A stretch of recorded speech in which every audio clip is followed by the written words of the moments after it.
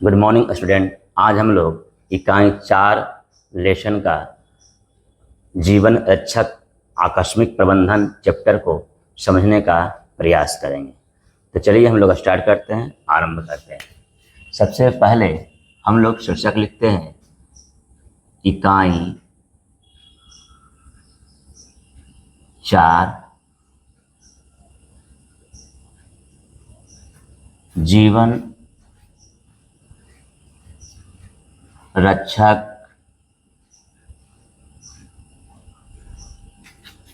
आकस्मिक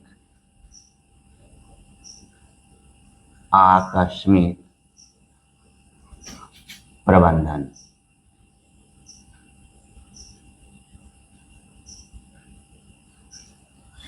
शीर्षक देखिए क्या है, जीवन रक्षक आकस्मिक प्रबंधन। इसमें पढ़ना क्या है ये आपको समझना है, यानी किस प्रकार से हम और दूसरे जीवों की जीवन की रक्षा कर सकते हैं। जीवन की रक्षा करने के लिए हमें किस प्रकार की प्रबंधन की आवश्यकता है या व्यवस्था की जरूरत है। तो चलिए पहले शीर्षक का अर्थ समझिए। जीवन अर्थात जीवन क्या है। जीवन का अर्थ होता है जब तक कोई भी जीव प्राणी उनकी सांस चल रही है, वह अपने सभी क्रियाकलापों को व्यवस्थित ढंग से कर पा रहे हैं, तो वे क्या कहलाते हैं, जीवन कहलाते हैं। और उस जीवन के आधार पर भी वो आगे बढ़ते हैं। फिर है रक्षक। रक्षक का अर्थ होता है रक्षा करना। फिर है आकस्मिक। आकस्मिक का अर्थ होता है अचानक, और प्रबंधन का अर्थ होता है व्यवस्था। तो इसका अर्थ ये हुआ कि अपने और दूसरों की जीवन की रक्षा करने के लिए अचानक किस प्रकार की आप व्यवस्था कर सकते हैं। तो शीर्षक समझ में आ गया। चलिए हम लोग पहले टॉपिक की ओर चलते हैं, जो टॉपिक का नाम है आपदा प्रबंधन। आपदा प्रबंधन के 2 चरण। आपदा प्रबंधन के 2 चरण। अब देखिए, पहला चरण है आकस्मिक प्रबंधन।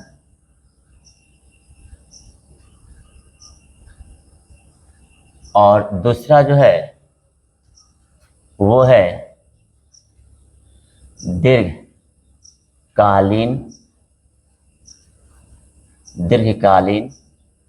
प्रबंधन।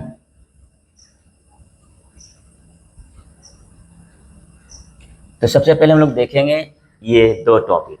सबसे पहले यानी कि आपदा प्रबंधन कहते किसको है, तो इसका परिभाषा देंगे कि आपदा के पूर्व और आपदा के पश्चात जो तैयारी की जाती है, जो व्यवस्था की जाती है, उसे ही हम आपदा प्रबंधन कहते हैं।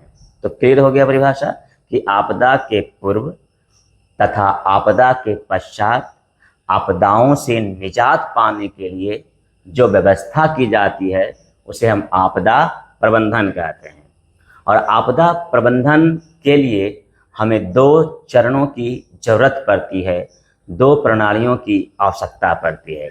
अर्थात आपदा से मुक्ति पाने के लिए हमें 2 प्रणालियों को अपनाना पड़ेगा। तो पहला प्रणाली क्या आया, आकस्मिक प्रबंधन। अब ये आकस्मिक प्रबंधन क्या है इसको समझिए। यानी इसको कह सकते हैं कि आपदा आने के बाद जो आपदा चली जाती है, तो उन आपदाओं से निजात पाने के लिए जो हम व्यवस्था करते हैं उसे हम आकस्मिक प्रबंधन कहते हैं। यानी आपदाओं से निजात दिलाना या निजात पाने के लिए जो व्यवस्थाएं की जाती है उसे हम आकस्मिक प्रबंधन कहते हैं। तो ये पहला परिभाषा क्लियर हो गया और यही इसका उद्देश्य भी है। दूसरा है दीर्घकालीन प्रबंधन। अब ये दीर्घकालीन प्रबंधन क्या है?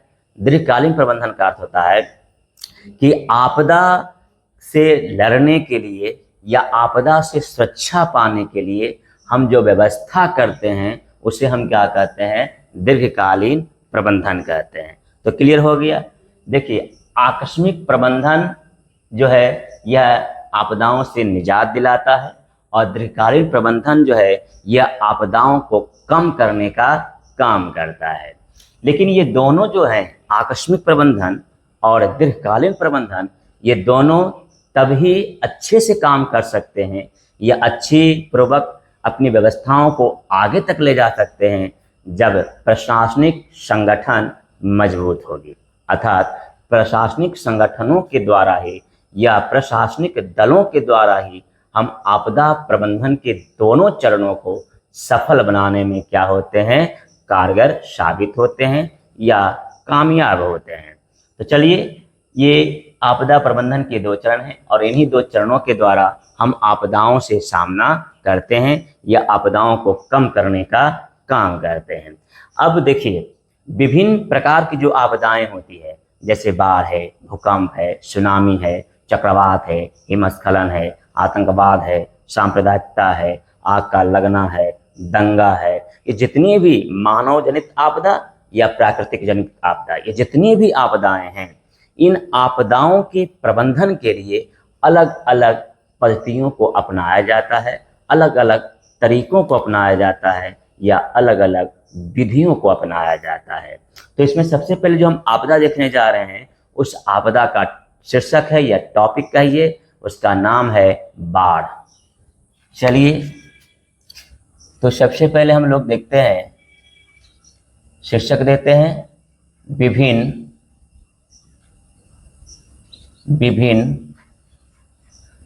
आपदाओं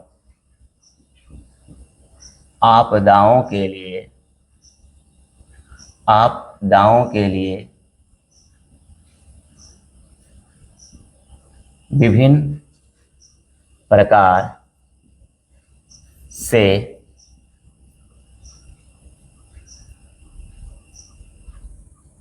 आकस्मिक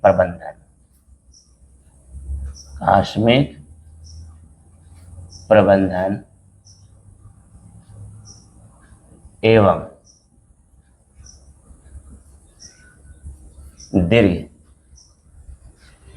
दीर्घकालीन प्रबंधन। तो इसमें सबसे पहला टॉपिक जो आया वो आया बाढ़। बाढ़ के समय आकस्मिक प्रबंधन।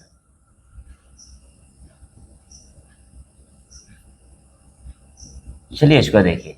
यहाँ आप यह समझिए कि अगर आप भूकंप के समय आपदाओं से निजात पाने के लिए जो प्रबंधन कर रहे हैं, यह जरूरी नहीं है कि हम हिमस्खलन में भी वही विधियों को अपना सकते हैं, या जो आग लगने की स्थिति में आप आपदाओं से बचाव करने के लिए जो सिस्टम को डेवलप कर रहे हैं, वही सिस्टम जो है आपकी दुर्घटना के समय बचाव में कारगर साबित नहीं हो सकते हैं। इसका तात्पर्य है कि आपदाओं को देखते हुए हम अपने विधियों में, प्रणालियों में अलग तरीके का उपयोग करते हुए हम आपदाओं से लड़ने का काम कर सकते हैं। तो इसीलिए पहला जो टॉपिक आया, बाढ़ के समय आकस्मिक प्रबंधन। तो बाढ़ के समय हम किस प्रकार से आकस्मिक प्रबंधन कर सकते हैं, तो चलिए इसके अंतर्गत हम लोग पॉइंट देखेंगे।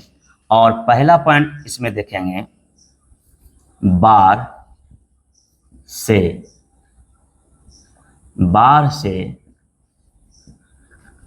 बचाव करना। दूसरा पॉइंट जो इसके अंतर्गत देखेंगे वो आपका आ जाएगा पेय जल एवं भोजन की व्यवस्था करना। तीसरा पॉइंट इसमें हम दे सकते हैं,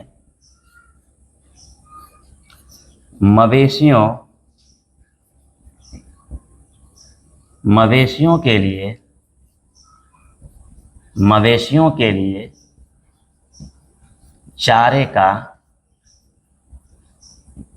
प्रबंध करना। फिर इसमें चौथा पॉइंट आप दे सकते हैं, जीवन रक्षक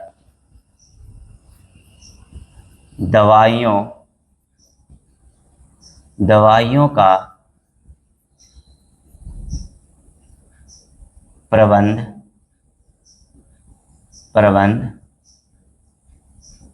करना। आप पांचवा पॉइंट दे सकते हैं, शांति एवं सहयोगात्मक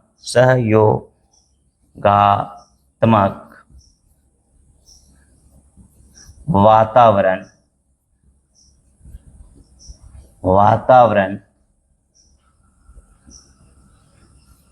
तैयार करना। आप छठा पॉइंट इसमें दे सकते हैं, लोगों को तैराकी का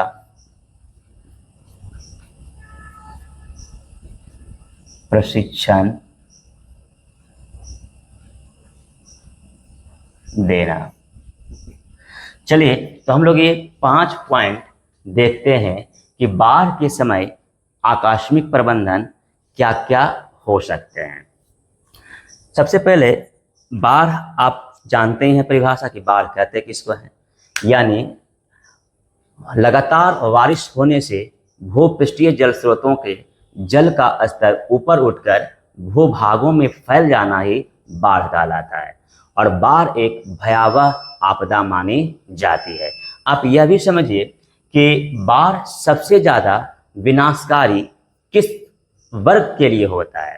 तो सबसे पहले तो यह कह सकते हैं, इससे जो क्षति होती है वह जान की क्षति होती है, दूसरा माल की क्षति होती है, और तीसरा किसकी क्षति होती है, तो तीसरा इसकी यथार्थ संस्कृति की क्षति होती है।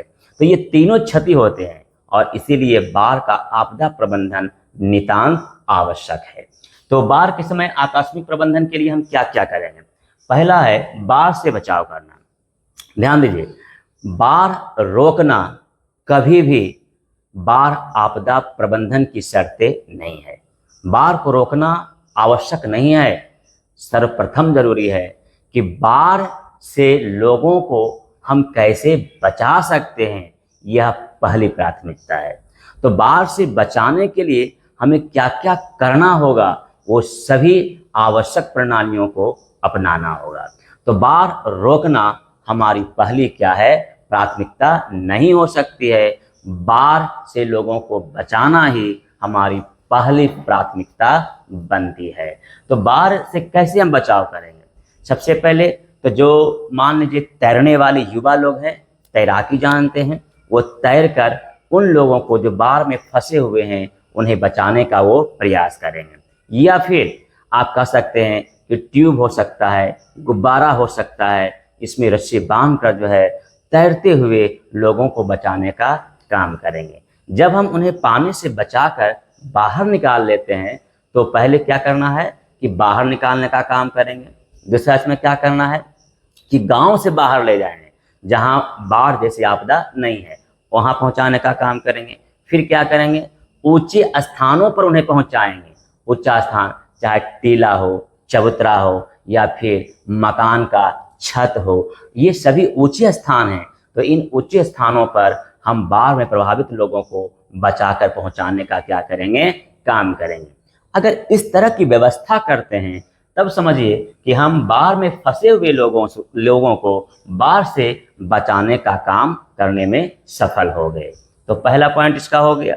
अब दूसरा है पेयजल एवं भोजन की व्यवस्था करना।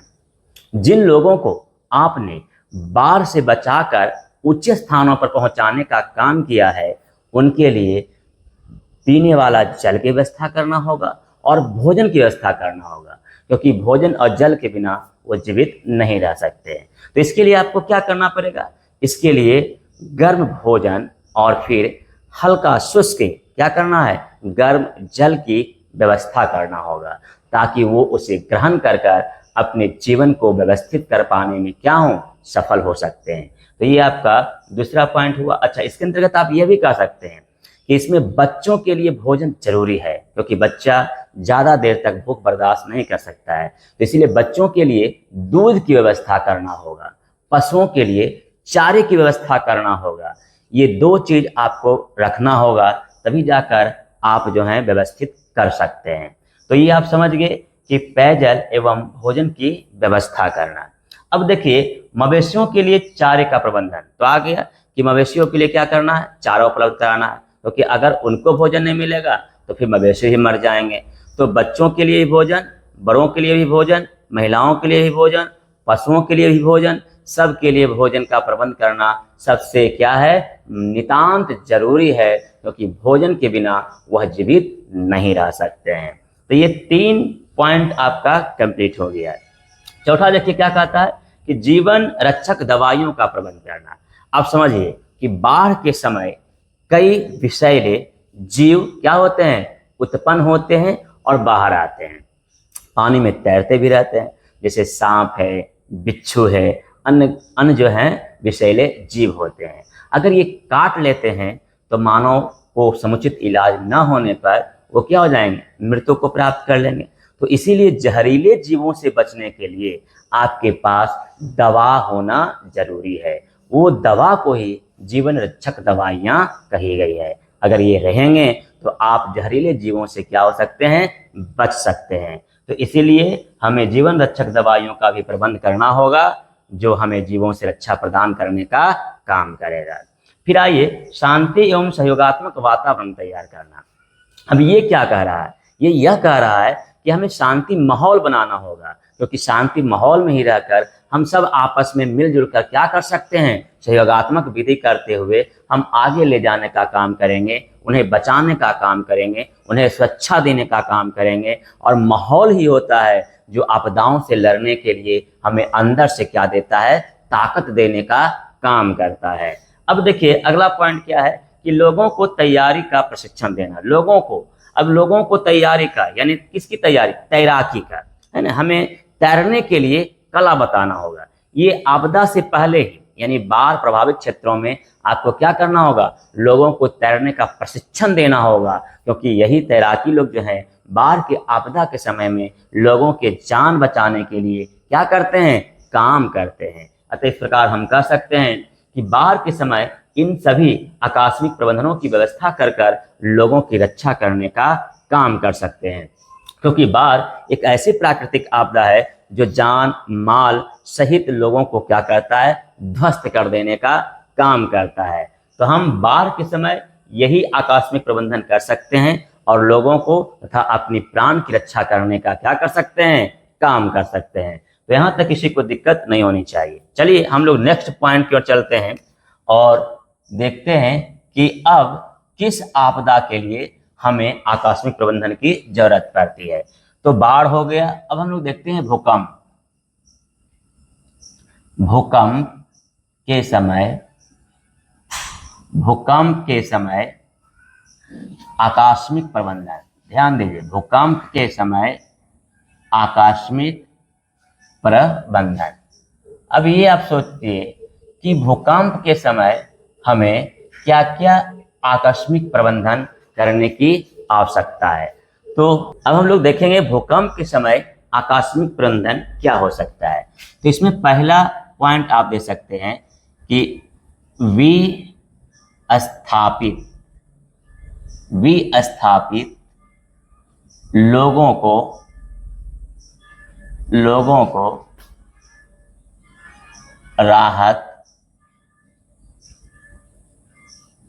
कैंप में ले जाना तथा उनकी रक्षा करना। अब इसमें दूसरा पॉइंट आप क्या दे सकते हैं, इसका दूसरा पॉइंट आप दे सकते हैं धार्मिक। चलिए धार्मिक नहीं, इससे पहले और देखते हैं इसका दूसरा पॉइंट जो है धार्मिक से पहले आप देख सकते हैं, क्या देख सकते हैं कि लोगों को मलबे से बचाना, लोगों को मलबे से निकालना एवं बचाना। और इसका तीसरा पॉइंट आप देख सकते हैं धार्मिक रीति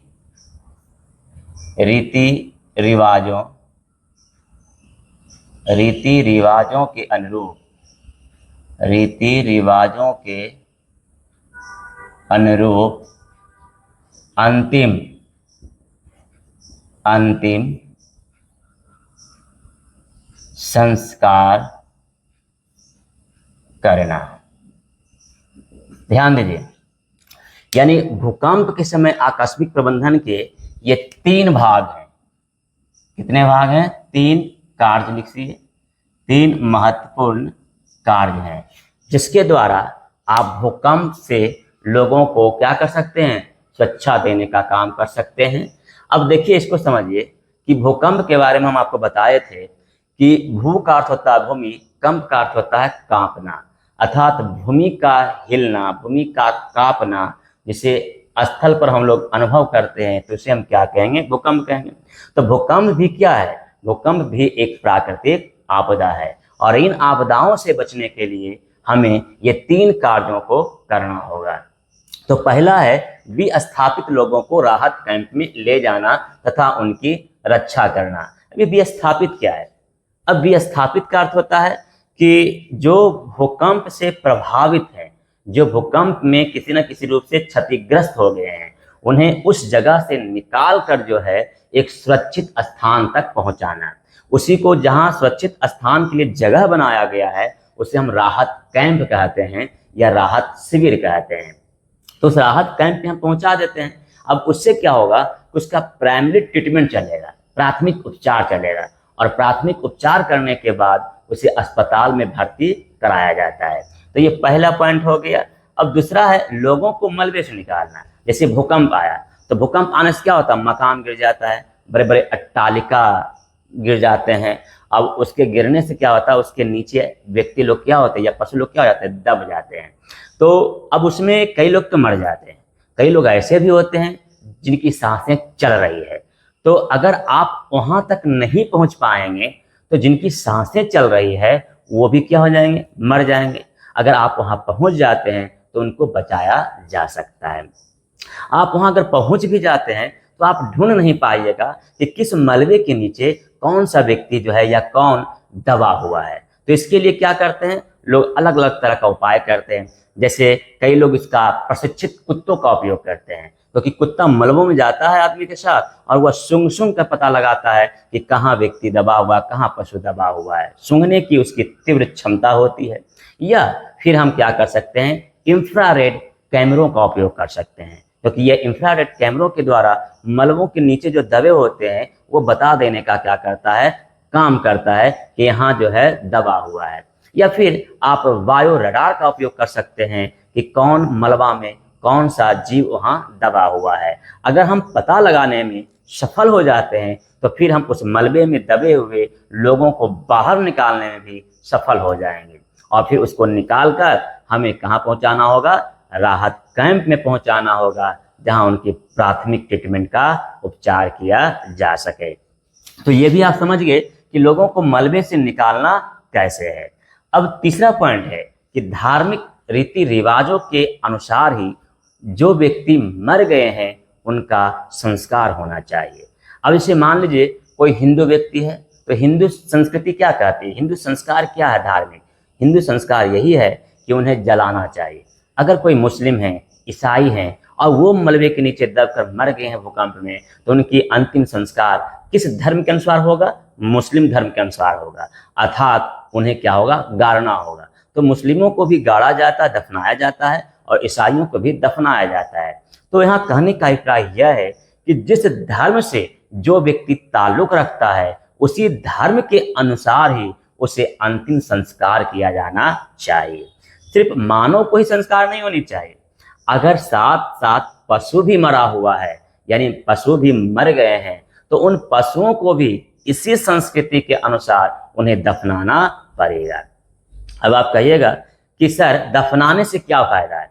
देखो, जो भी जीव मर गए हैं और उनकी अंतिम संस्कार संपन्न कर लिया जाता है, तो इससे क्या होगा कि महामारी जैसे रोग जो हैं उनका प्रकोप फैलाव जो है वह रुक जाएगा। लेकिन अगर आप उनका अंतिम संस्कार नहीं करते हैं तो भूकंप में मरने वालों की संख्या ज़्यादा हो जाती है और वह सर गल कर बैक्टीरिया वायरस को उत्पन्न करेगा और वह बैक्टीरिया वायरस जो है महामारी रोगों को फैलाने का, जन्म देने का काम करेगा। तो भूकंप से तो लोग मरे ही, साथ ही साथ महामारियों की चपेट में आने से भी लोग मरना क्या हो जाएंगे, शुरू हो जाएंगे। तो इसीलिए उनका धार्मिक रीति रिवाजों के अनुरूप अंतिम संस्कार होना क्या है, जरूरी है। तो इस प्रकार हम ये 3 क्रियाओं के द्वारा भूकंप के समय आकस्मिक प्रबंधन अपना सकते हैं और लोगों को निजात दिलाने का काम कर सकते हैं। चलिए अब अगला टॉपिक हम लोग देखते हैं, तीसरा टॉपिक, और यह है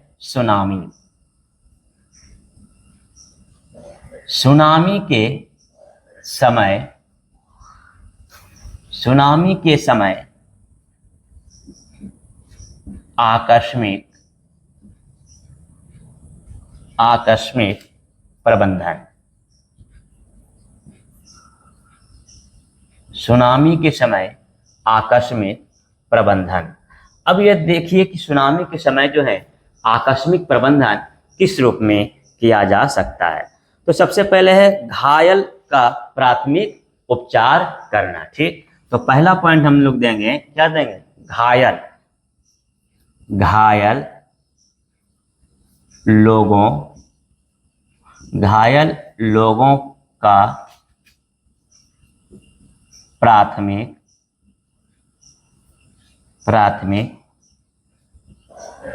उपचार करवाना। अब ध्यान दीजिए क्या कह रहे हैं कि पहला इसका क्या पॉइंट हुआ, घायल लोगों को प्राथमिक उपचार करना।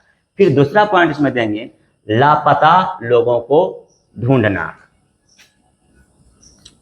लापता लोगों को पता लगाना।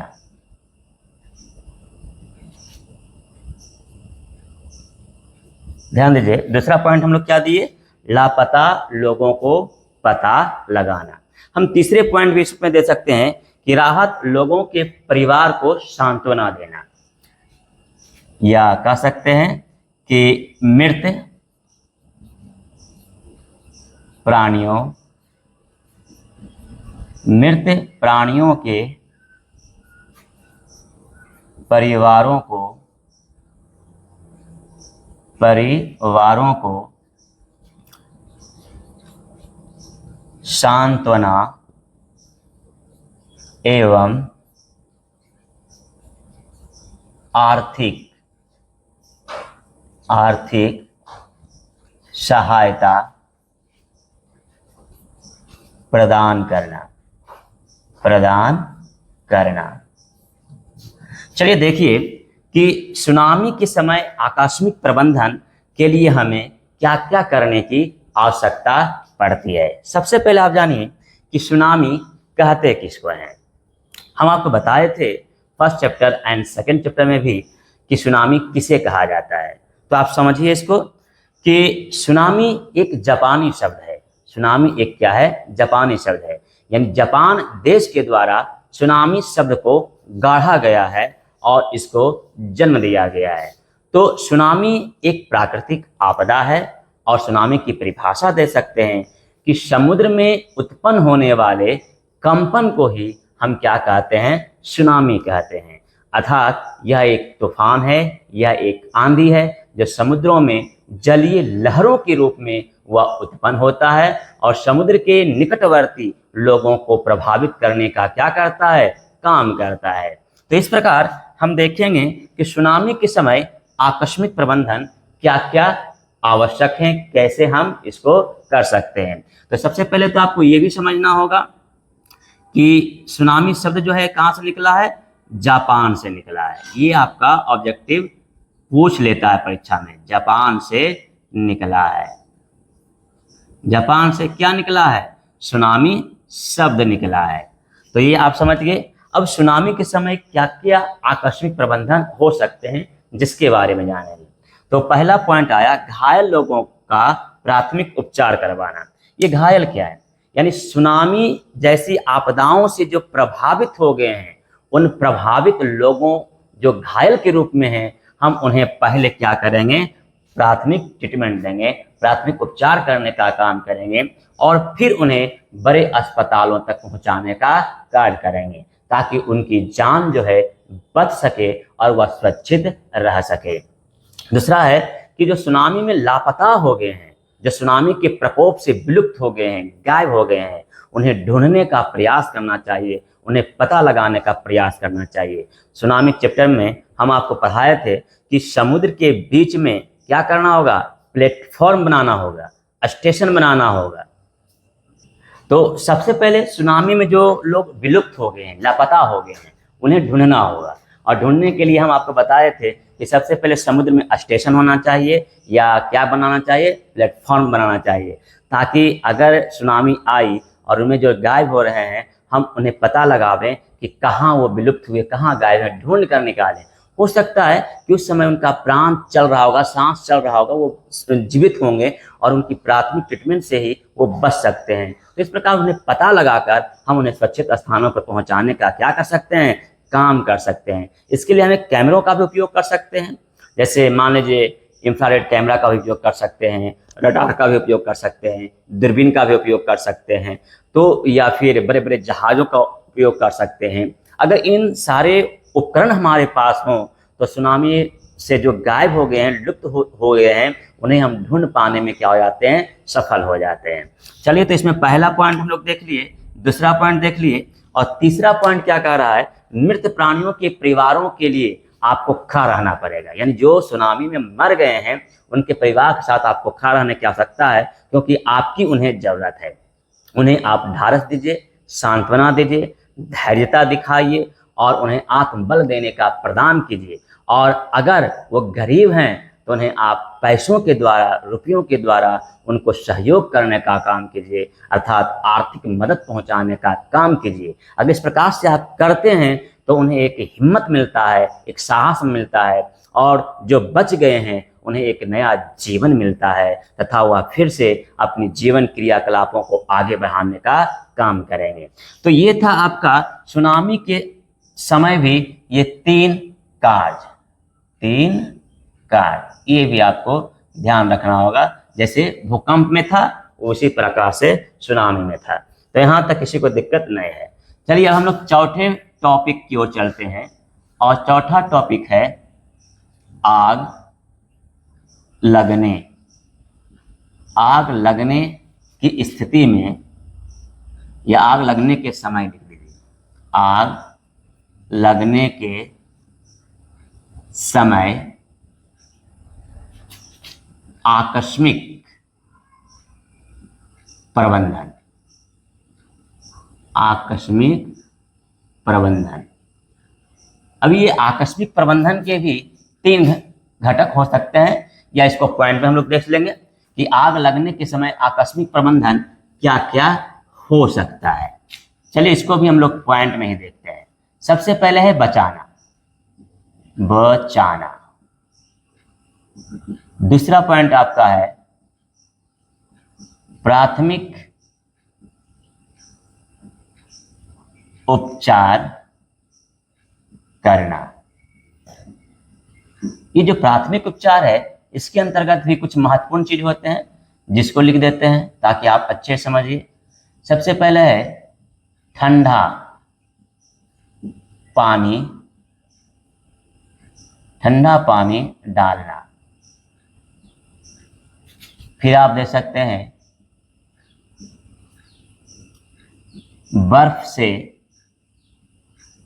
सहलाना। फिर आप दे सकते हैं कच्चा आलू पीस कर लगाना। फिर आप दे सकते हैं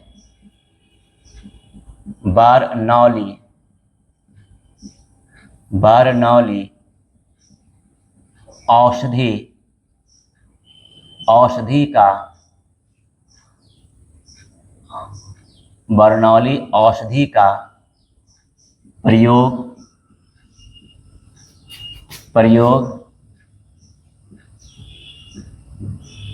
करना। अब ध्यान दीजिए, ये दूसरा पॉइंट हुआ। आप तीसरा पॉइंट दे सकते हैं आग के फैलाव को रोकना,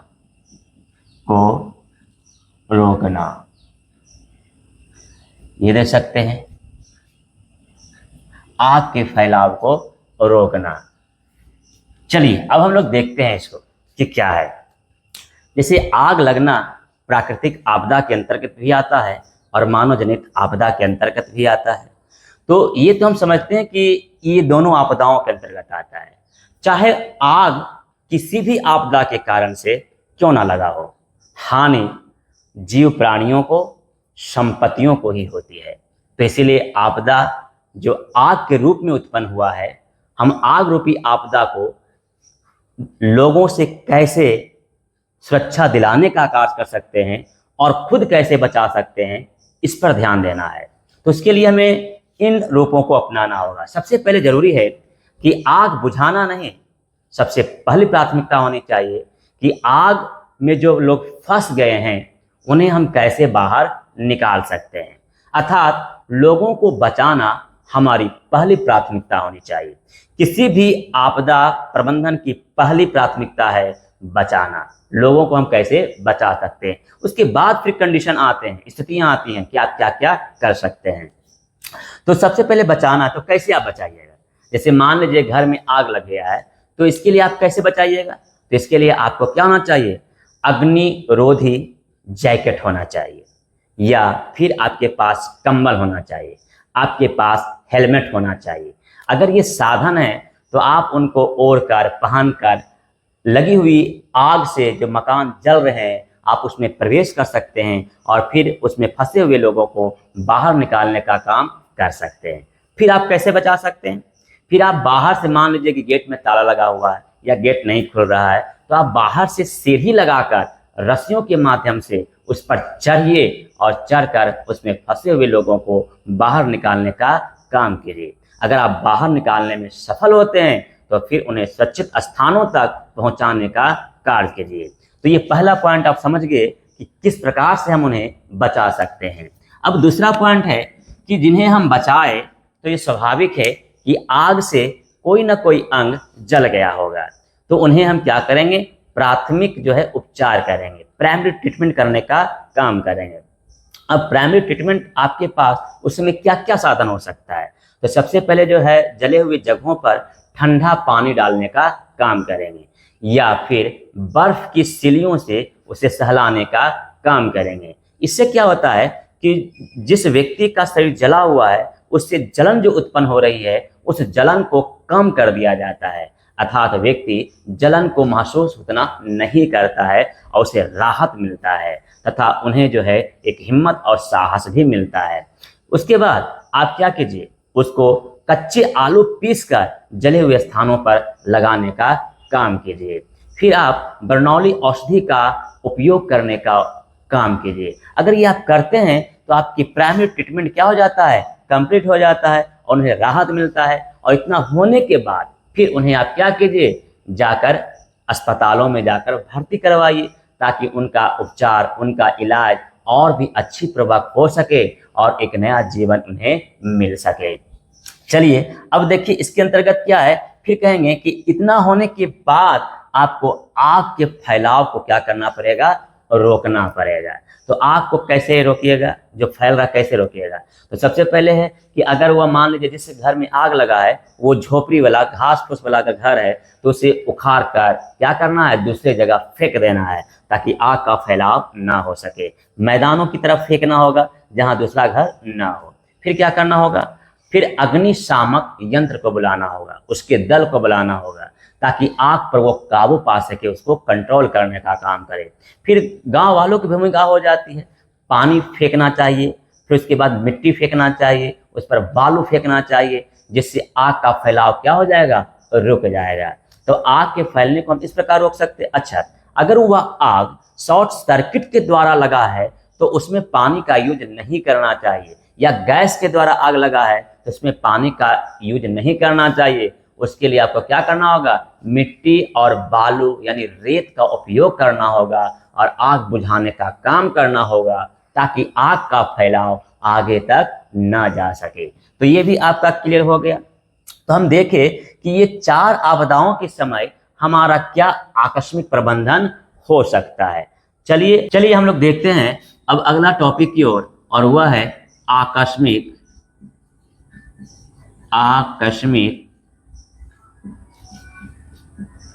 प्रबंधन के 3 घटक।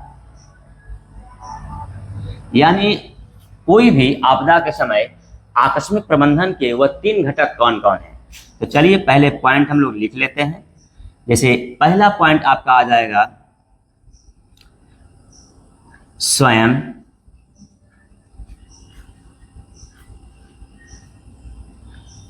स्वयंसेवी संगठन। दूसरा आप कह सकते हैं प्रशासन या प्रशासनिक दल। तीसरा आप दे सकते हैं ग्रामीण एवं मुहल्ले के लोग।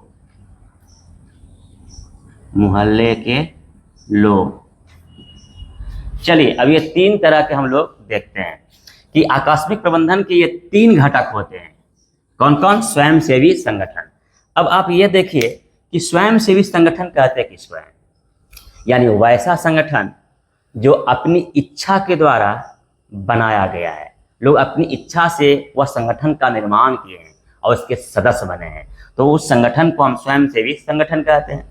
और यह स्वयंसेवी संगठन जो है आकस्मिक प्रबंधन के लिए 24 घंटा अवेलेबल होता है, उपलब्ध होता है। और ये जो आपदा से प्रभावित हैं या आपदा से ग्रसित हैं या आपदाओं के चंगुल में फंस गए हैं, तो उन्हें क्या करते हैं, बाहर निकालने का काम करते हैं और ये अपने तरीके से काम करने का कार्य करते हैं। अब ये करते क्या हैं, ये करते हैं लोगों के बीच में सामुदायिक सहभागिता का विकास करते हैं, लोगों को शांति माहौल बनाने में योगदान देते हैं, उन्हें क्या क्या आवश्यकताएं हैं उन पर वह ध्यान देने का काम करते हैं। वह चिन्हित करते हैं कि कौन सा व्यक्ति ज़्यादा आपदा से प्रभावित है ताकि उनकी ज़्यादा आवश्यकता है।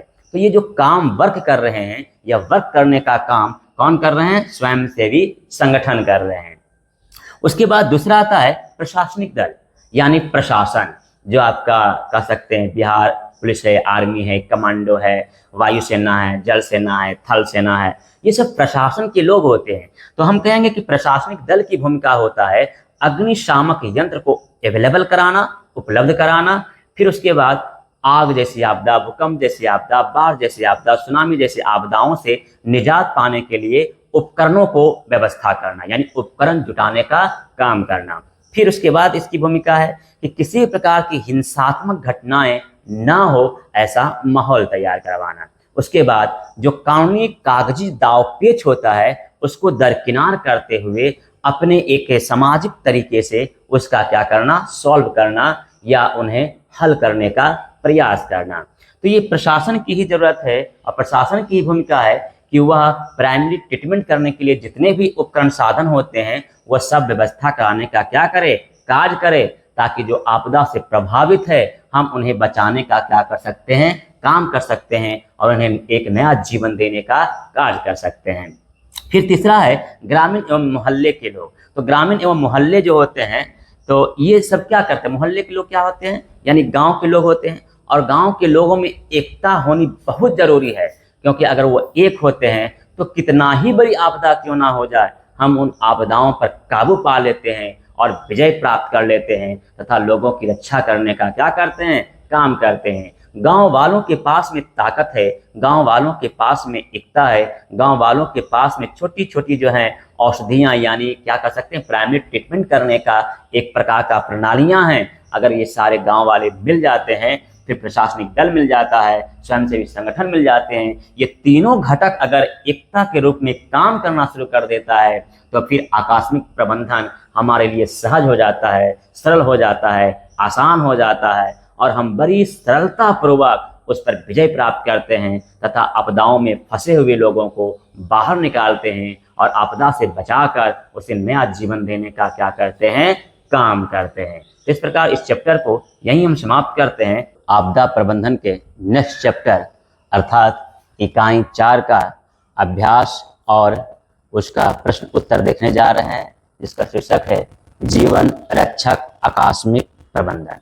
अब ध्यान दीजिए, जीवन रक्षक आकस्मिक प्रबंधन, ये चैप्टर हम आपको पहले पढ़ा चुके हैं और अब इसका हम लोग प्रश्न उत्तर देखने जा रहे हैं।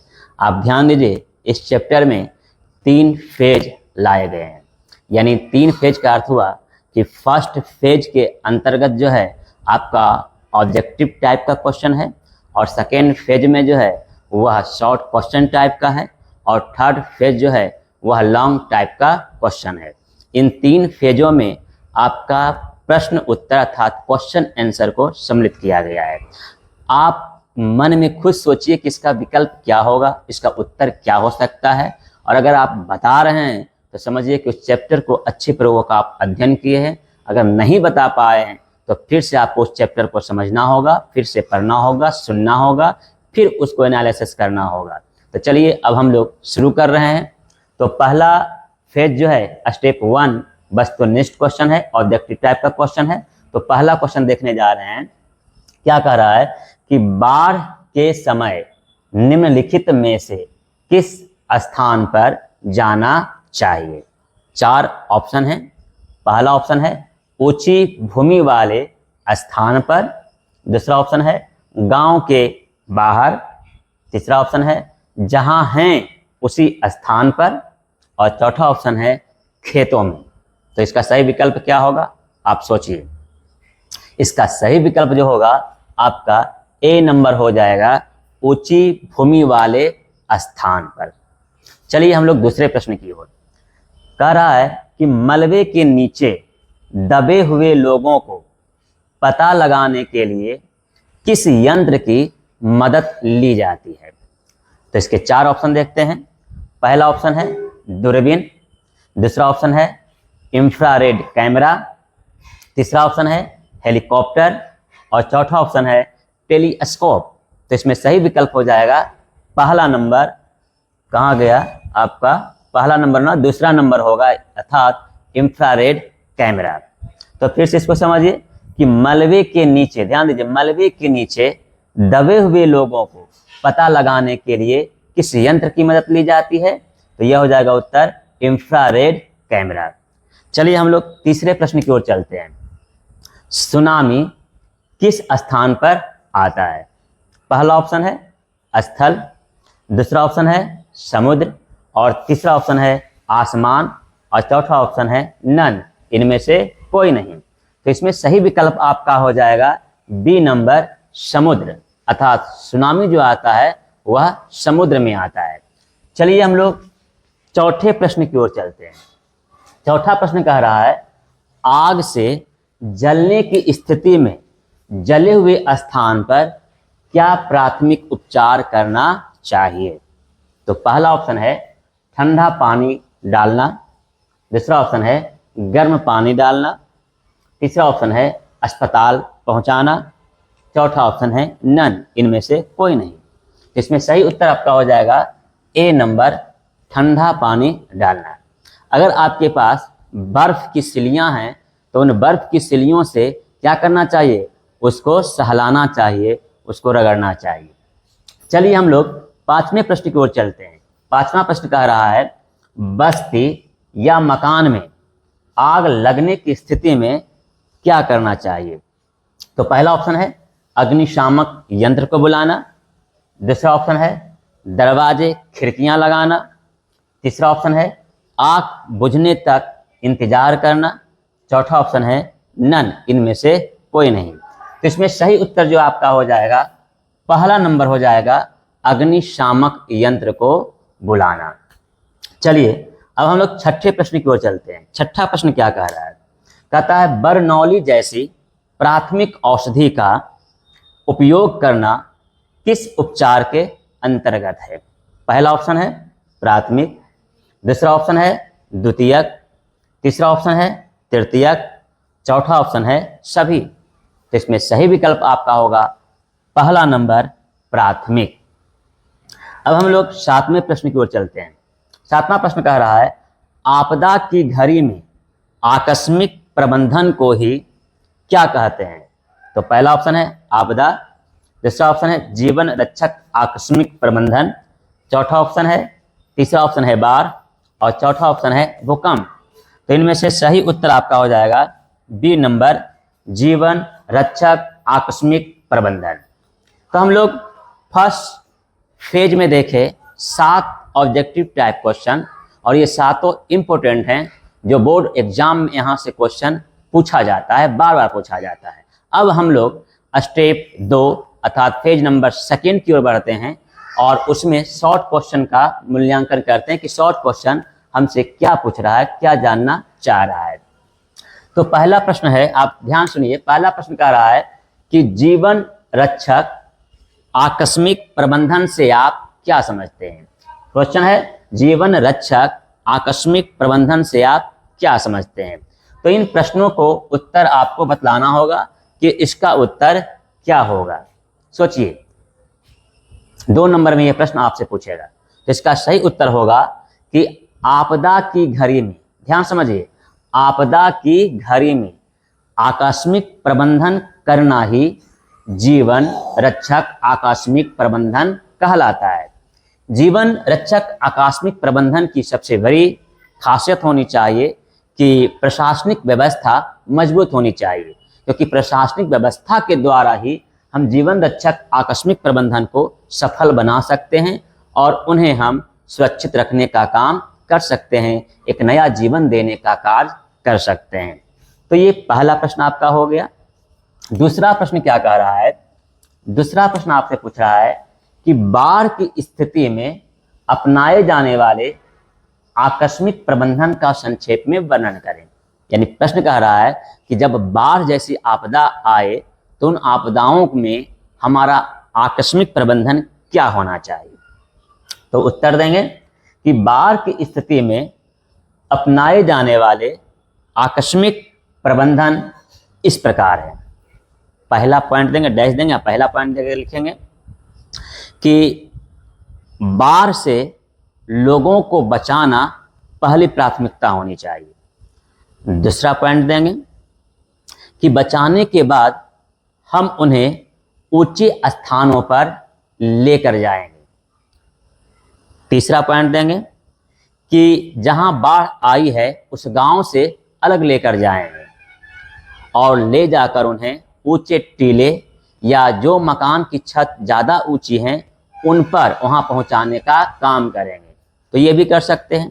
फिर इसमें तीसरा पॉइंट देंगे कि जो वहां रह रहे हैं उनके लिए गर्म भोजन और गर्म जल की व्यवस्था करेंगे, अर्थात पेयजल और भोजन की व्यवस्था करेंगे।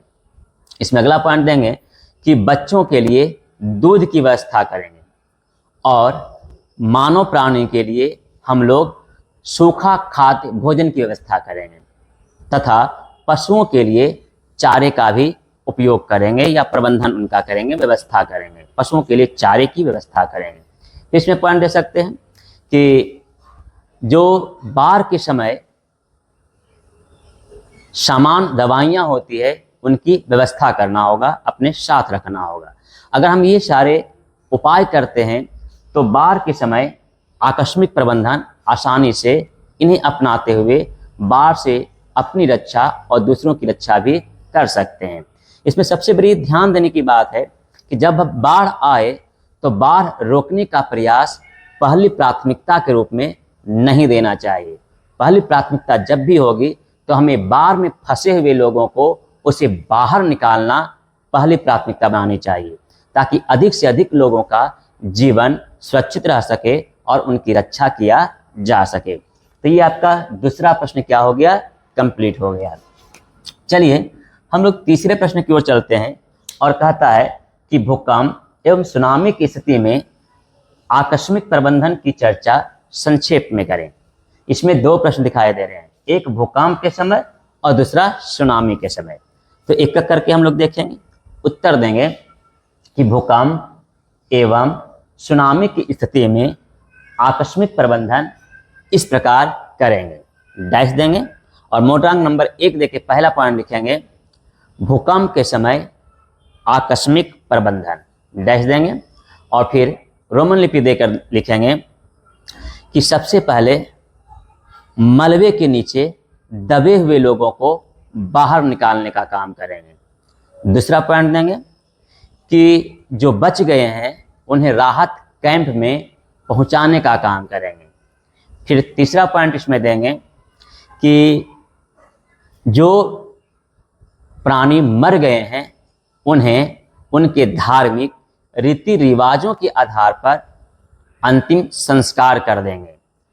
फिर इसमें चौथा पॉइंट देंगे कि भूकंप के समय लोगों के बीच शांति वातावरण बनाकर लोगों को उत्साह बढ़ाने का काम करेंगे। अगर हम ये सारी व्यवस्था करते हैं तो यह आकस्मिक प्रबंधन के अंतर्गत आता है। तो ये भूकंप के समय हुआ। दूसरी है सुनामी, तो फिर लिखेंगे कि सुनामी के समय आकस्मिक प्रबंधन, डैश देंगे और पहला पॉइंट देंगे कि सुनामी में फंसे हुए लोगों को बाहर निकालेंगे। दूसरा पॉइंट देंगे कि उनका प्राथमिक उपचार कराकर अस्पताल पहुंचाने का काम करेंगे। फिर तीसरा पॉइंट देंगे कि सुनामी के समय सामुदायिक सहभागिता बनाने का काम करेंगे और चौथा पॉइंट देंगे कि माहौल को शांतिनुमा बनाने का काम करेंगे, जहां सबकी मदद और सहायता पहुंचाया जा सके। और इसमें पांचवा पॉइंट देंगे कि सुनामी के समय जो मरे हुए प्राणी हैं उनका भी उनके धार्मिक रीति रिवाज के अनुसार उनका अंतिम संस्कार करने का काम करेंगे। फिर इसमें हम ये भी कहेंगे कि जो मलबे के नीचे दब गए हैं हम उन्हें कैमरों के द्वारा या इंफ्रारेड कैमरा के द्वारा या किसी अन्य माध्यम से उन्हें ढूंढने का काम करेंगे और फिर उन्हें बचाने का प्रयास करेंगे, उनका प्राथमिक उपचार करेंगे। तो इस प्रकार हमने देखा कि भूकंप एवं सुनामी की स्थिति में आकस्मिक प्रबंधन हम इस प्रकार अपनाकर लोगों की जीवन एक नया जीवन देने का काम कर सकते हैं तथा आपदाओं से उन्हें बचाने का कार्य किया जा सकता है। तो चलिए ये आपका तीसरा प्रश्न भी कंप्लीट हो गया। अब हम लोग चौथे प्रश्न की ओर चलते हैं। क्या कह रहा है प्रश्न, आकस्मिक प्रबंधन में स्थानीय प्रशासन की भूमिका का वर्णन करें। यानी इसमें आपको स्थानीय प्रशासन के बारे में बतलाना होगा कि आकस्मिक प्रबंधन में स्थानीय प्रशासन की जिम्मेदारियां क्या हो जाती है, उनका कर्तव्य क्या बन जाता है। तो चलिए इसका उत्तर हम समझाते हैं।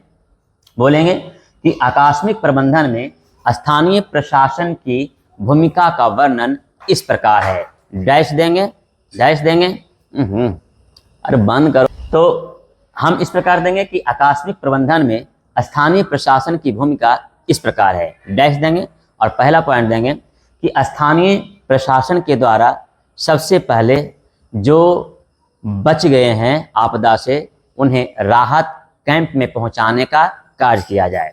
दूसरा ऑप्शन देंगे कि प्राथमिक उपचार करने के लिए हर सामग्री की उनके द्वारा व्यवस्था किया जाए। तीसरा पॉइंट देंगे कि एम्बुलेंस, डॉक्टर तथा दवाइयों को उपलब्ध कराया जाए। फिर चौथा पॉइंट देंगे कि प्रशासन के द्वारा कानूनी कागजी कार्रवाई में न पड़कर उन्हें एक सामाजिक दृष्टिकोण से सहायता पहुंचाया जाए। फिर हम नेक्स्ट पॉइंट कह सकते हैं कि प्रशासनिक क्रियाओं द्वारा या प्रशासनिक संस्थाओं द्वारा या स्थानीय प्रशासन के द्वारा लोगों की मदद करने के लिए हमेशा तत्पर रहना चाहिए, हमेशा आगे बढ़ना चाहिए। फिर समाज के बीच में शांति माहौल बनाकर भी हम लोगों की मदद कर सकते हैं। अतः इस प्रकार हम कह सकते हैं कि आकस्मिक प्रबंधन में स्थानीय प्रशासन की भूमिका अत्यंत बढ़ जाती है, इसकी महत्ता और भी बढ़ता हुआ दिखाई देता है। तो हम लोग चौथे प्रश्न को भी अच्छी पूर्वक समझ गए। चलिए अब हम लोग पांचवें प्रश्न की ओर चलते हैं। क्या कह रहा है कि आग लगने की स्थिति में क्या प्रबंधन करना चाहिए, उल्लेख करें। तो इसका उत्तर देंगे कि आग लगने की स्थिति में निम्नलिखित प्रबंधन करना चाहिए। डैश देंगे। पहला पॉइंट देंगे कि आग में फंसे हुए लोगों को सर्वप्रथम बाहर निकालने का प्रयास करेंगे। दूसरा पॉइंट देंगे कि आग से जो प्रभावित हो गए हैं, जिनका अंग जल गया है, उस पर प्राथमिक उपचार करेंगे। जैसे ठंडा पानी डालेंगे, बर्फ की सिलियों से सहलाएंगे, बरनौली औषधि का उपयोग करेंगे, जहाँ जरूरत पड़े वहाँ पट्टी बांधने का काम करेंगे। तो इस प्रकार से अगर हम करते हैं तो ये प्राथमिक उपचार होता है और फिर उसे हम बड़े अस्पताल की ओर ले जाने का काम करेंगे। तीसरा पॉइंट देंगे कि आग में जो और भी फंसे हुए हैं उन्हें बाहर से सीढ़ी लगाकर निकालने का काम करेंगे, बचाने का कार्य करेंगे। चौथा पॉइंट कहेंगे कि अब आग बुझाने का प्रयास करना चाहिए, इसके लिए मिट्टी, बालू और पानी का उपयोग करना चाहिए। फिर पांचवा पॉइंट दे सकते हैं कि आग लगने की स्थिति में जो हमारा सबसे पहले बचाव का उपाय होना चाहिए, हमारे पास साधन हेलमेट होना चाहिए, फिर लाइफ जैकेट होना चाहिए, कंबल होनी चाहिए, जिसके माध्यम से लोगों की जान बचाया जा सके। फिर नेक्स्ट पॉइंट भी कह सकते हैं कि अगर आग किसी झोपड़ी में लगा है तो उन झोपड़ियों को उखाड़ कर किसी दूसरी जगह फेंक देंगे जहां आग बुझ सकती है। अर्थात अगर हम ये सारे विधियों को अपनाते हैं, पद्धतियों को अपनाते हैं, तो ऐसे पद्धतियों को अपनाने से हम आग लगने की स्थिति में हमारा आकस्मिक प्रबंधन जो है मजबूत हो जाएगी और लोगों की जान बचाने में हम क्या हो जाएंगे, सफल हो जाएंगे। अगर यही आग शॉर्ट सर्किट अर्थात बिजली या करंट से लगती है तो सर्वप्रथम शॉर्ट सर्किट निकाल देनी चाहिए और फिर उसे रेत या बालू से बुझाने का काम करना चाहिए या उसकी कनेक्शन को काट देनी चाहिए। अगर यही आग गैस सिलेंडर से लगती है तो इसमें पानी का उपयोग कभी ना करें, उसके लिए मिट्टी और बालू से ही बुताने का या बुझाने का काम करना चाहिए। अगर हम इस प्रकार अपनाते हैं तो आग जैसी आपदाओं से भी हम उस पर निजात पा सकते हैं तथा उसे कंट्रोल करने का काम कर सकते हैं। चलिए अब हम लोग चलते हैं तीसरे फेज की ओर, जो दीर्घ उत्तरीय प्रश्न होता है। तो पहला क्वेश्चन देखिए क्या है कि जीवन रक्षक आकस्मिक प्रबंधन से आप क्या समझते हैं। ये शॉर्ट में भी हम लोग प्रश्न देख चुके थे और इसका उत्तर बताया गया था कि आपदा की घड़ी में आकस्मिक प्रबंधन को ही जीवन रक्षक आकस्मिक प्रबंधन कहा जाता है। फिर हम कहेंगे, पैराग्राफ चेंज करेंगे और कहेंगे कि जीवन रक्षक आकस्मिक प्रबंधन अलग अलग आपदाओं के समय अलग अलग अपनाई जाती है, जो इस प्रकार है। तो पहला पॉइंट देंगे भूकंप के समय आकस्मिक प्रबंधन, डैश देंगे और कहेंगे कि भूकंप से प्रभावित लोग जो मलबे के नीचे दब गए हैं और जिनकी सांसें अभी चल रही है, उन्हें ढूंढकर पता लगाकर उन्हें राहत शिविर कैंप में पहुंचाना चाहिए। तो एक तो ये हो गया। दूसरा पॉइंट देंगे कि जिनका अभी मान लीजिए कोई अंग क्षतिग्रस्त हो गया है तो उनका प्राथमिक उपचार करवानी चाहिए, फिर अस्पताल में भर्ती करवाना चाहिए। फिर तीसरा पॉइंट देंगे कि जो मर गए हैं उनको धार्मिक रीति रिवाज के अनुसार अंतिम संस्कार करा देनी चाहिए। फिर चौथा पॉइंट देंगे कि भूकंप के प्रति लोगों में शांति माहौल बनाना चाहिए, जिससे बिना भेदभाव किए हुए छुआछूत की भावना को रखते हुए उसे दूर करना चाहिए और फिर लोगों की सहायता करनी चाहिए। अगर हम छुआछूत से ऊपर उठकर लोगों की मदद करते हैं तो भूकंप जैसी आपदाओं से उन्हें निजात दिलाया जा सकता है। तो ये भूकंप के समय आकस्मिक प्रबंधन हुआ। फिर पॉइंट नंबर 2 देंगे और लिखेंगे बाढ़ के समय आकस्मिक प्रबंधन, डैश देंगे और कहेंगे बाढ़ में फंसे हुए लोगों को बचाना पहली प्राथमिकता होनी चाहिए। फिर दूसरा पॉइंट देंगे कि बाढ़ में हुए लापता को ढूंढने का कोशिश करना चाहिए। फिर तीसरा पॉइंट देंगे कि बाढ़ से बचाकर उन्हें हम ऊंचे स्थानों पर पहुंचाने का काम करेंगे। फिर चौथा पॉइंट देंगे जिन्हें सुरक्षित पहुंचाया गया है उनके लिए भोजन और पेयजल की व्यवस्था करेंगे। फिर पांचवा पॉइंट देंगे कि पशुओं के लिए, मवेशियों के लिए उन्हें चारे की भी उपलब्धता कराने का काम करेंगे। फिर छठा पॉइंट दे सकते हैं कीटनाशक दवा, फिर रुई, डिटॉल, पट्टी इत्यादि जीवन रक्षक दवाइयों की व्यवस्था करेंगे। तो ये बाढ़ के समय आकस्मिक प्रबंधन हुआ। तीसरा पॉइंट देंगे सुनामी के समय आकस्मिक प्रबंधन, डैश देंगे और बोलने का प्रयास करेंगे। पहला पॉइंट लिखेंगे कि सुनामी में जो फंस गए हैं उन्हें बचाने की कोशिश करना चाहिए। दूसरा पॉइंट देंगे कि सुनामी में फंसे हुए लोगों को ढूंढना चाहिए। तीसरा पॉइंट देंगे कि सुनामी में जो व्यक्ति मर गए हैं उनका फिर धार्मिक रीति रिवाज के अनुसार अंतिम संस्कार कर देनी चाहिए। फिर चौथा पॉइंट देंगे कि सुनामी से जो बचाया गया है जिन्हें, उन्हें रहने के लिए उचित व्यवस्था करेंगे। फिर पांचवा पॉइंट देंगे कि सुनामी से प्रभावित लोगों को उनको आर्थिक मदद पहुंचाने का काम करेंगे। फिर अगला पॉइंट देंगे, चौथा पॉइंट देंगे कि आग लगने की स्थिति में आकस्मिक प्रबंधन इस प्रकार है। पहला पॉइंट देंगे कि आग में फंसे हुए लोगों को बाहर निकालने का काम करेंगे, बचाने का काम करेंगे। इसके लिए हमें लाइफ जैकेट पहनना होगा, कंबल ओढ़ना होगा, हेलमेट लगाना होगा ताकि हमें आग प्रभावित न कर सके। दूसरा पॉइंट देंगे कि जब हम आग से उन्हें बचा कर लाएंगे तो उन्हें प्राथमिक ट्रीटमेंट करने का काम करेंगे, आलू पीस कर लगाने का काम करेंगे, बर्फ की सिलियां से उसे सहलाने का काम करेंगे, ठंडा पानी डालने का काम करेंगे, उसके बाद बर्नौली औषधि का उपयोग करेंगे। ऐसा करने से उस व्यक्ति में जलन की अनुभूति नहीं होती है, अर्थात जलन कम होता है। तो उसके बाद हम कहेंगे कि आग के फैलाव को रोकने का भी कार्य किया जाएगा। फिर अगला पॉइंट देंगे अग्निशामक यंत्र को बुलाकर आग बुझाने का प्रयास करना चाहिए। इसके लिए अग्निशामक यंत्र होना चाहिए या फिर बालू, रेत, पानी, इन सारे चीज़ों से आग बुझाने का कार्य करना चाहिए। तो इस प्रकार हम आपको बताए कि किस तरह से अलग अलग आपदाओं के क्रम में हम जीवन रक्षक आकस्मिक प्रबंधन भी अलग अलग तरह से करने का काम करेंगे। तो ये आपका लॉन्ग का पहला क्वेश्चन क्या हो गया, कंप्लीट हो गया।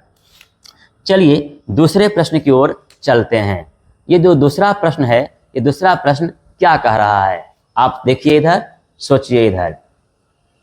हम लोग दूसरे प्रश्न की ओर चल रहे हैं और दूसरा प्रश्न क्या पूछ रहा है, आकस्मिक प्रबंधन में स्थानीय प्रशासन एवं स्वयंसेवी संस्थाओं की भूमिका का विस्तार से उल्लेख कीजिए। इस लॉन्ग में 2 टाइप का क्वेश्चन है, 2 शॉर्ट है। एक है स्थानीय प्रशासन और दूसरा आपका है स्वयंसेवी संस्थाएं। तो इसका उत्तर देने के लिए लिखेंगे कि आकस्मिक प्रबंधन में स्थानीय प्रशासन की भूमिका इस प्रकार है, डैश देंगे और पहला पॉइंट देंगे कि प्रशासन के द्वारा अग्निशामक यंत्र, दवा, अस्पताल या अन्य सामग्रियों की व्यवस्था करवाना। दूसरा पॉइंट देंगे कि सरकार के द्वारा उन्हें सहायता सामग्री उपलब्ध कराना। तीसरा पॉइंट देंगे कि कानूनी दाव पेच में न पड़कर समाज सेवक की तरह लोगों की सेवा करना। चौथा पॉइंट देंगे कि माहौल को शांतिनुमा बनाए रखने का काम करना। फिर पांचवा पॉइंट दे सकते हैं कि स्थानीय प्रशासन के द्वारा उन्हें शिविर, कैंप या शिविर का निर्माण करना, बचाव दास्ता दल का गठन करना, जहां लोगों को बचा जहां राहत शिविर कैंप बनाकर जो उससे प्रभावित है वहां लोगों को पहुंचाने का काम किया जा सके और उसका प्राइमरी ट्रीटमेंट जो है संपन्न किया जा सके। तो ये प्रशासन के द्वारा यह काम किया जा सकता है। फिर इसमें कहेंगे कि आकस्मिक प्रबंधन में स्वयंसेवी संस्थाओं की भूमिका इस प्रकार है। डैश देंगे, पहला पॉइंट देंगे कि सर्वप्रथम लोगों को राहत कैंप में पहुंचाने का कार्य करना। दूसरा पॉइंट देंगे कि गांव और मोहल्ले में शांति बनाए रखने का कार्य करना। और तीसरा पॉइंट देंगे कि लोगों के बीच में सामुदायिक विकास को बढ़ावा देना। चौथा पॉइंट देंगे कि आकस्मिक प्रबंधन की जो भी प्राथमिक सामग्रियां होती है उनकी व्यवस्था कराना तथा जो घायल हैं, जो आपदा से प्रभावित हैं, उन्हें राहत कैंप में पहुंचाकर अस्पताल की ओर ले जाना। अगर ये सब हम प्रक्रियाओं को अपनाते हैं, क्रियाओं को जानते हैं और गांव के युवाओं को, लोगों को क्या करना है, आपदा से संबंधित प्रशिक्षण देना, ताकि वो लोग जाने कि आपदा से बचने के लिए हमें क्या क्या करना चाहिए। अगर वो जानते हैं इस विधि को, अगर वो समझते हैं इस प्रणाली को, तो वो खुद की रक्षा कर सकते हैं और लोगों की रक्षा करने का भी काम कर सकते हैं। इसमें स्वयंसेवी संस्थाओं के द्वारा जो है कई तरह के सामग्रियों की उपलब्ध कराकर हम आकस्मिक प्रबंधन को क्या कर सकते हैं, अपना सकते हैं। जैसे आकस्मिक प्रबंधन के लिए कई सामग्रियों का होना भी जरूरी होता है, इसलिए नोट में लिख दिए हैं कि अगर बचाव कर्मियों के लिए उपकरण होना चाहिए तो इसके लिए हेलमेट, लाइफ जैकेट और टॉर्च तथा सीटी होनी चाहिए जो बचाने का काम कर सके। और दूसरा है कि अगर बचाव दल के लिए उपकरण होना चाहिए तो इसके लिए सीढ़ी, रस्सी, घिरनी, हथौड़ा, स्ट्रेचर, प्राथमिक उपचार बॉक्स इत्यादि की व्यवस्था करवानी चाहिए।